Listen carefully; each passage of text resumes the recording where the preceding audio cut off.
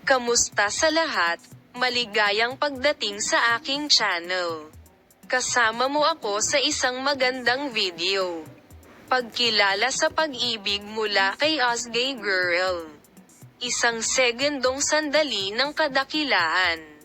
Ang bisita ngayong linggo ng programa ni Ahmet Mumtaz Taylan na tinatawag na Empathy, na isinahimpapawid sa NTV, ay ang aktres na si Osgay Girl. Naging trending topic sa social media ang sagot ng sikat na pangalan sa tanong kung ano ang ibig sabihin ng pag-ibig. Si Osgay Girl ay panauhin ng programa ng Empatiya na na-broadcast sa mga screen ng NTV kasama si Ahmet Mumtaz. Tanong ni Osgay Girl Taylan, ano ang ibig sabihin ng pag-ibig? Mayroong maraming mga kahulugan. Ano sa tingin mo? Mayroon ka bang paboritong recipe? Sinagot niya ang tanong tulad ng sumusunod.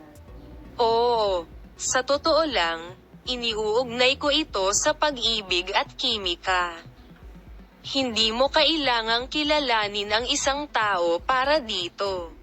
Ito ay isang kamangha-manghang isang segundong sandali. Hindi mo ito maaaring idisenyo. Hindi ito maaaring ilarawan ng husto. Ang pag-ibig ay tungkol sa kimika. Idinagdag ni Osgay Girl, sa tingin ko ang enerhiya na ito ay sexual at kemikal. Ito ay isang bagay ng kimika, patuloy niya. Sikat na aktor na si Ahmet Mumtaz Taylan. Pagkatapos ay pag-usapan natin ang tungkol sa pagiging permanente. Ang tanong naman, sa tingin ko ay wala itong permanente. Lalo na kung mararanasan mo.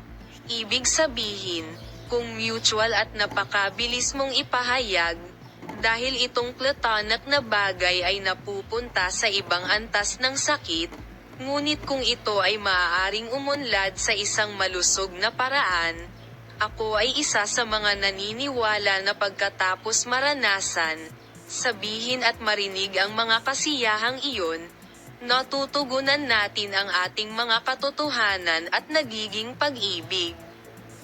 Ang mga pahayag ni Osgay Girl ay pinag-usapan sa social media.